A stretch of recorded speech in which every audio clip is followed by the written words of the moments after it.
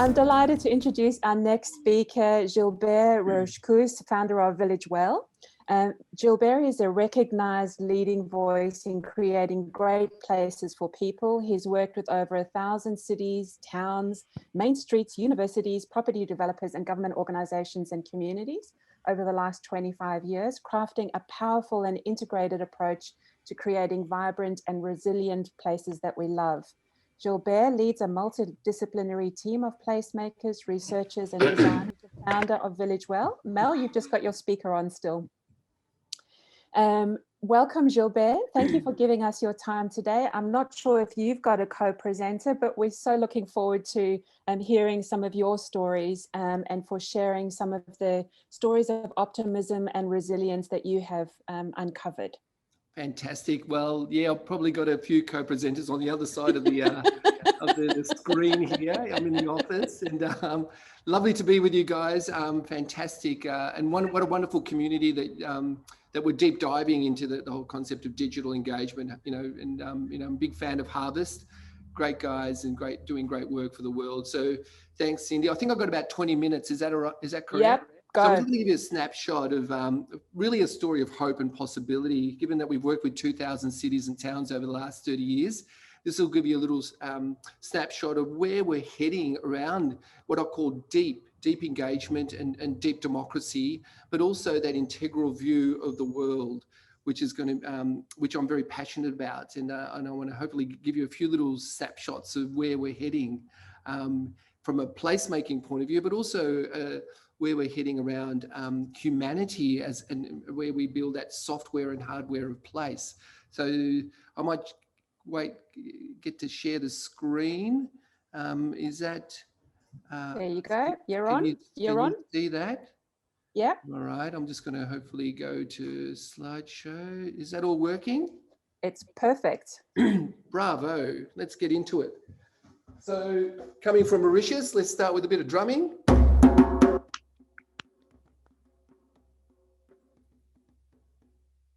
It's all about the rhythm. Can't help myself. So I just wanted to share a little journey I had last year during COVID with Michael Schumann from America, and I joined forces, about 60 years of combined work around community, local economic, deep democracy, participatory democracy, and placemaking. So we called it the New Local. And this is on our website. There's a whole heap of toolkits on our website that you could download. So that's all great. But I just want to give you a quick snapshot of what we were thinking and what's been great. Some councils like City of Newcastle have adopted this in their community plan and community economic plan. And we've got a list of other councils now starting to say, yeah, we need to see the world in a much more integral way. So as you can see, there's those 10 core principles. I'm only going to talk about 5 today, given that we've only got 20 minutes. But around you know, the first one is about place. It starts with place. There's 3 overarching principles. We need to understand what our place is about. And place is about also the planet and regeneration and also connectivity. So those 3 overarching principles are really deeply critical that we start to build a new narrative around diversity, ownership, democracy, equity, innovation, and reinvestment. So let me take you through this this sort of narrative of place and placemaking through the new local lens. And let's start with place and placemaking, something I'm very passionate about, been doing this for 30 years, as Cindy has said, but place and placemaking is central to the why behind engagement. Why do we engage? Because people want to live a good life. They want a safe community. They want a vibrant community. They want a community that nourishes life, not extracts from life. You know, they want to leave a legacy for future generations. So really, it's about creating meaningful, inclusive, and connected environments. And that's really the basis of what we all do as participatory engagement experts, and, you know, the why behind what we do. Very, very important. So the collaboration is really key to that. So it benefits all people every day. And we first and foremost, we need to start with people in place. If you start with people in place, you get people in place. If you start with infrastructure, you get infrastructure. If you start with cars, you get cars. So let's start with people in place. So a couple of those case studies that we did many years ago, the activation of the Laneways, those micro little arteries of Melbourne, that put Melbourne on the map and made it the world's most livable city for 8 years in a row. But this is about deeply engaging the local business sector. The best placemakers in the world and the best engagement experts in the world actually are the small business sector. I know that's a big statement, but they're in their communities every day. They unleash creative capital. They create intimate and walkable environments. You know, they can build collective governance. As Jane Jacobs says, they're the eyes on the streets.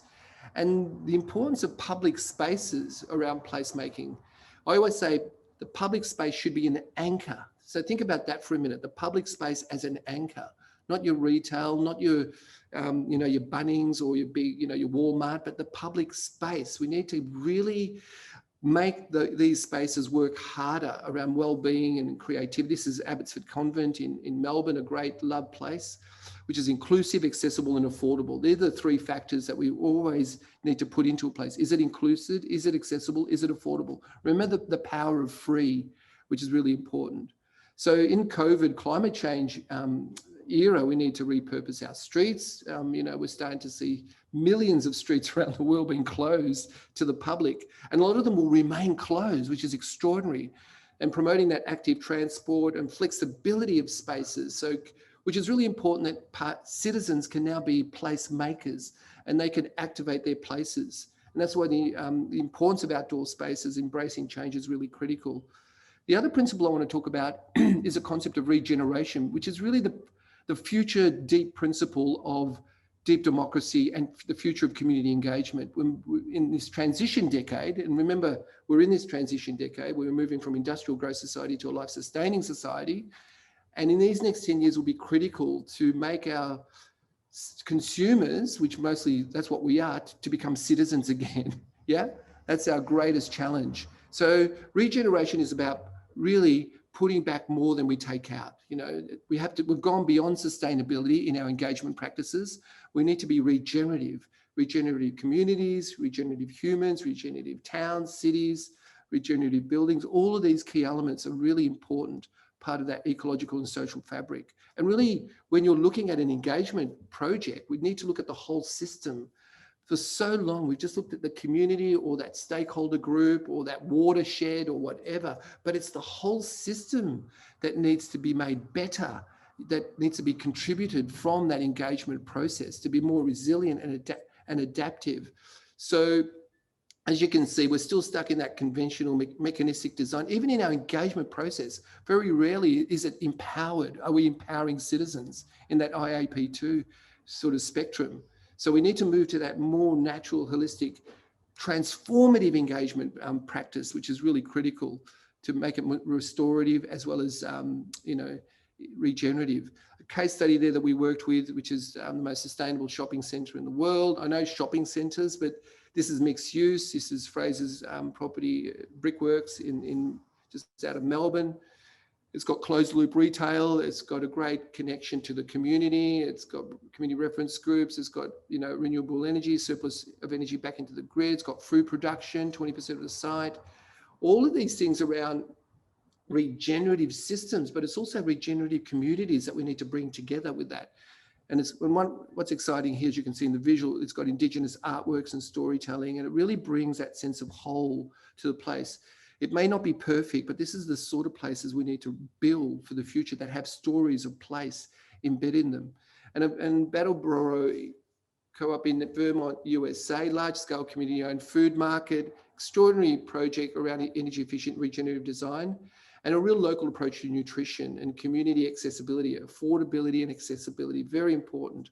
All these accesses to what I call in a COVID response, we need to design that future for everyone. Yeah, it has to be super inclusive and super connected around collaboration. And, we're still learning of how to collaborate. How do we create collaborative cultures? What are those collaborative design tools that brings the differently minded into the space, developers, Indigenous people, single mothers, the most vulnerable groups. Remember, as a Governor General said, society will be judged as how we treat and engage the most vulnerable communities, and groups in our society. So really, really important. The other important pillar is equity. Now, this is one that's rarely spoken in engagement. And it's really what I call the elephant in the room. My personal view is that the healthiest places in the world are ones that have a strong social equity infrastructure. I know for me personally, as a young person coming from Mauritius, from a very poor background as a refugee, you know, if we didn't have access to free education and free health, I wouldn't be in the place that I am now. So it gave me the opportunity to flourish, but also gave me the opportunity to contribute back to society. So that accessibility, inclusiveness is deeply embedded to well-being, and it's the most important factor in placemaking and community engagement, equity and inclusiveness.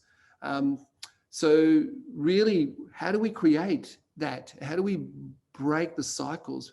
Huge questions. But around, you know, some of the groups that I've worked with in the past, like Kinfolk Cafe and 100 more over the 30 years, is that these enterprises, like social enterprise cafes, are really catalysts for renewal. You know, they'll train up unemployed people or refugees or who, you know, but also they'll create a living wage and they will give back to the community. These spaces also become community hubs after they close at night. So I would look at creating at least 2 or 3 of these social entrepreneurial, social benefit type businesses and in your communities, and how do we build that catalyst for renewal through these extraordinary platforms. The other one I would look at is Beehive. If you look up Beehive Bendigo, it's the first platform cooperative in the world, Beehive Bendigo. Very exciting what they're doing there. And, you know, we can't have more Ubers and all that stuff, which is really extreme level of capitalism. We need to build these co-op mechanisms, yeah? So let's bring on the revolution, guys. So embracing social interventions, food security is going to be a huge issue.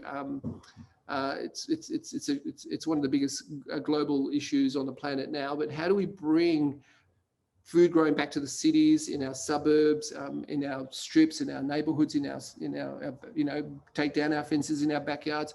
All of these systems, which I'll talk about later, are critical to creating interventions. Ross House, community-owned buildings are really important co-ops in the cities that provide low-cost rentals and low-cost conference facilities that bring in the most vulnerable groups back to our cities are critical. This extraordinary building, which I was based at for 15 years, and it birthed 300 community groups and co-ops, yeah? So that's a sort of innovation that we actually need. Sure, we need more funky startups that make tens of millions of dollars, but we need funky co-ops. We need to make co-ops sexy. So diversity, you know, attracts a level of placemaking and they regenerate communities. If it wasn't for this building, we wouldn't have the diversity and activation for the Laneways of Melbourne, which is really interesting, which put Melbourne on the world map. Interesting. And Murundaka, we need to relook at our co-housing. We need to look at housing. You know, how do we house people? So I think co-housing will be the next one of the revolutions. Really, it brings affordability, accessibility, inclusiveness, food growing, community, sense of joy, sense of connection, all under one roof. It's not for everyone, but we need to look at new platforms for living, yeah? So let's go for it. We're starting to build some of these now in Australia and hopefully in the US and Europe. And so universal basic income, it's going to come, folks. You watch this space. It's, you know, we're in a huge disruption period, and with a massive affordable housing and good on the US government for the massive infrastructure, extraordinary process that they're unfolding that will create hopefully more inclusive and accessible places and spaces around creating a gifting economy. Local democracy, absolutely core to our being. This is really about citizenship, equal rights, you know, deep democracy and participation.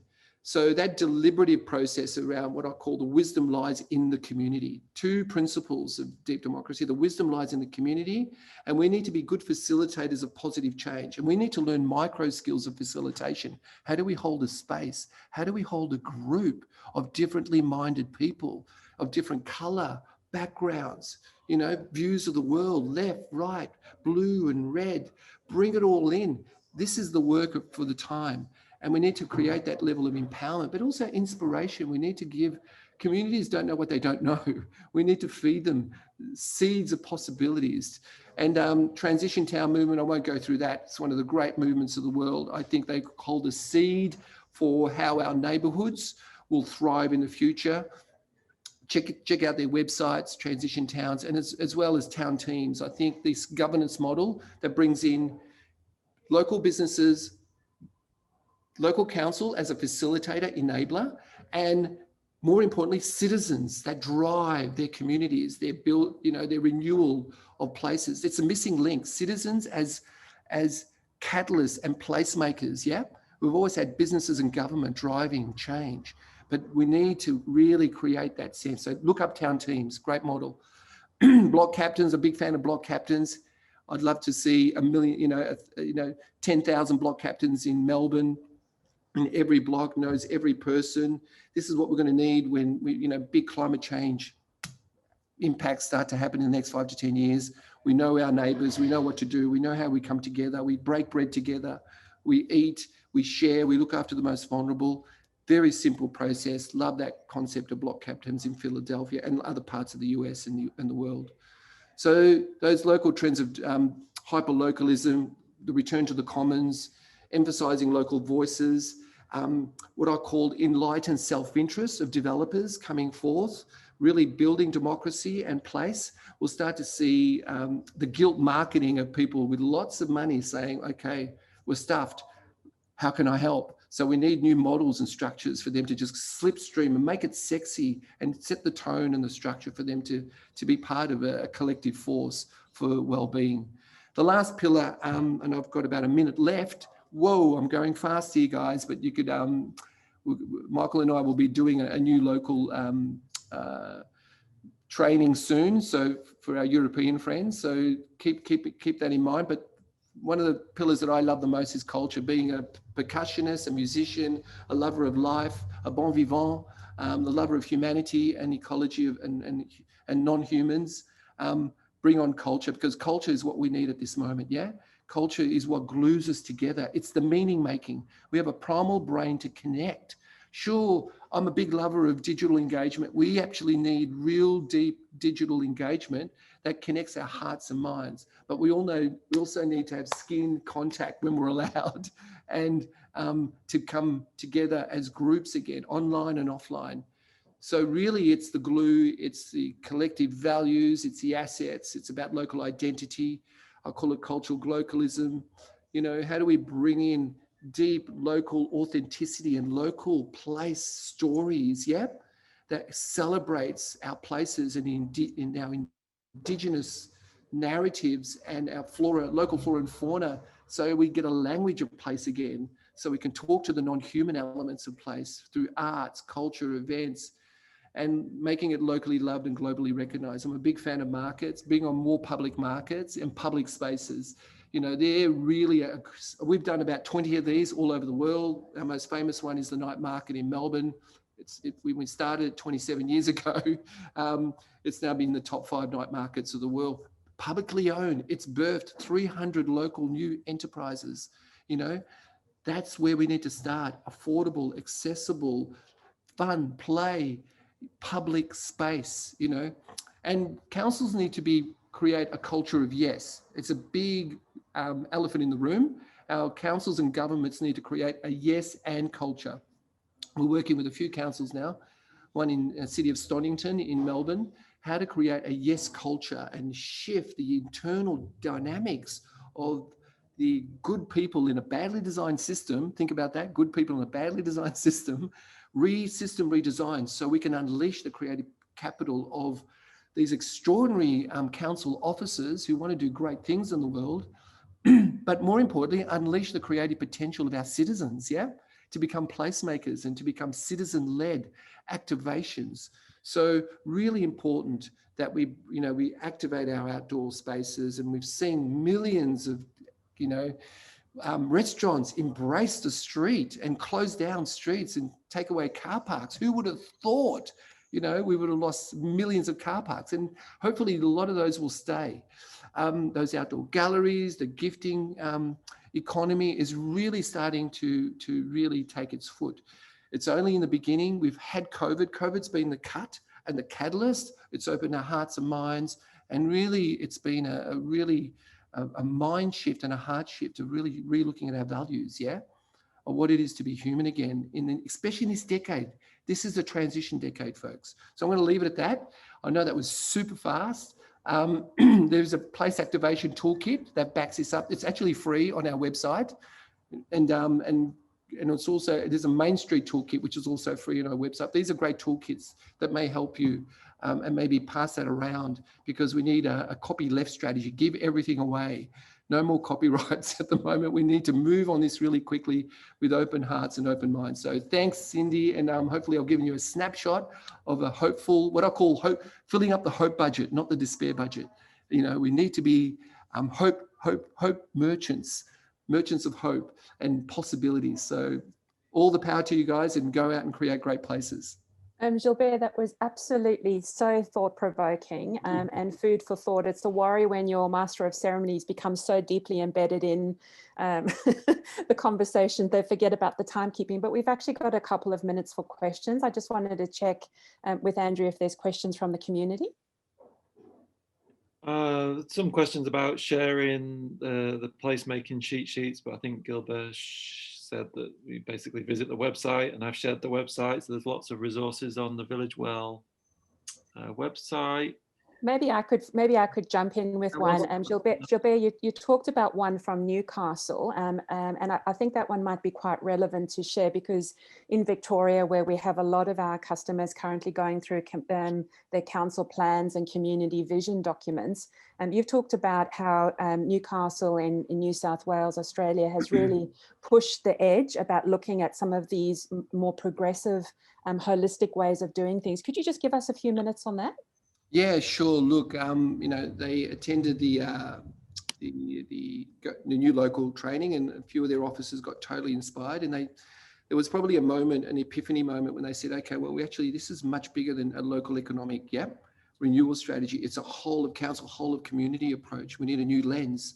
So I think what came out of that, they engaged us and Michael Schumann from the US to deeply engage all the officers, and bring all the officers together from community, planning and infrastructure, engineering, and marketing, and urban design and finance. And suddenly they were in the room together talking a shared language around place and resilience. So what came out of that was a plan, and a vision around their community plan, or definitely their economic development plan, having a clear lens and a framework that was much more integrated and much more citizen-led. So we're going to create a new local festival. I'm going to go up there in May and run a festival of the new local festival with young people and startups and the local community, and we'll have dance and drumming, but more importantly, we'll be co-creating and co-designing these ideas, and there'll be seed funding, a lot of these ideas driven by the community, which I think is really, really critical. I mean, they made the point, is like, we don't need another Walmart, Bunnings, or in our CBD. I know that's a big call, because it's all about capital and money. What we do need is 1,000 small businesses to thrive. It's a big call. So basically they were all already saying, can we support, even financially, or support in some ways, every business to employ half a person, a quarter of a person, one person? And what would that look like, to support that ecosystem, that resilient ecosystem of place? So I think this is some of the thinking that's coming through now, and how do we re-embrace our public spaces for the community, by the community, for the community, to benefit the community? It's usually, from my experience, private sector groups, and I won't name them, large corporations that get public lands, and basically make a zillion out of it. But I think in the past we didn't do that. It was citizen-led. So I think City of Newcastle, and they've got a greater challenge in some ways because it's the universe, it's the world capital of coal, yeah, and coal industry. So they're radically pushing the envelope, and they know they have to move in this transition decade. So I think good on them, and love to talk to other councils, Cindy, who we can support with this, and we're looking at creating a leakage strategy. How do we stop leakage from the local community? So again, there's a little bit of strategy and deep engagement and online and all of those elements in there, but also there's a bit of inspiration, hope. Yeah. We need to collectively feel like we've got a bigger story, and that's part of our roles as facilitators, as engagement experts. It's bigger than us. We need to sometimes raise the bar a little bit, to tell about why we're doing this. Yeah. There's a couple of questions that I wanted to just shout out to Andrew. Could you feed those in, please? Sorry. So there's a lot of interest in the placemaking cheat sheet. So is that available anywhere? But I've got a question. How do you find the best way to reach out to each of these vulnerable groups and embrace their individuality in your communication? Great question. And look, the cheat sheet on our website, just through Cindy or myself, just email myself. We'll send you a little visual and help you out, whatever we can do. Good question. I think those vulnerable groups, hard to get groups, differently minded groups, from our experience, they never turn up to an engagement process online or believe it or not, very rarely. It's very difficult, Indigenous communities, or single mothers, people who are really on the edge, or really busy people, business people sometimes. So we need to give both access, digital or in person. But sometimes I just go and knock on doors. Sometimes I just literally go to where they're hanging out. I remember walking in Indigenous community and sitting under a tree for a day and just waiting for elders to speak. You just got to sit and wait, which is called Dadiri, deep listening, as an Indigenous term. So I think we need to go to where those communities are at, both physically or online. And secondly, we need to find their elders and their influencers, their community leaders. You need to find one or two of those community leaders and have what I call a kitchen table conversation with them, and just hear and just listen. I ask two questions: what's working and what's not working? I know they're simple. What's working, what's not working? And these community leaders have an ecosystem and they have influence, and they can open up the doors and they can take you to. I remember in Sydney going to the mosque. Yeah, we had to go to the mosque to meet the young, Muslim kids. And we stayed for a day, and we broke bread. Sometimes breaking bread with people is the easiest way to and create a festival. The power of free engagement is a powerful thing, especially with vulnerable groups. Sometimes with single mothers, we had a group of 200 single mothers in an estate that we put on a little, jumping castles and a rap dancer came in and with the kids, and it took off. And but we were able to engage, smoking fags everywhere and doing stuff. But that's but we got the wisdom. That's how to get to them. I asked you to bring in optimism and hope into today's presentation, and in 25 minutes you absolutely did that. I wondered whether you wouldn't mind just staying online for a few minutes. There's a couple of questions in chat. Would you mind just responding to those before you head off? I'm so grateful for you making time. I know you've got 101 things that you're doing, but that was such a beautiful presentation, and thank you so much for being with us today. Thank you, guys.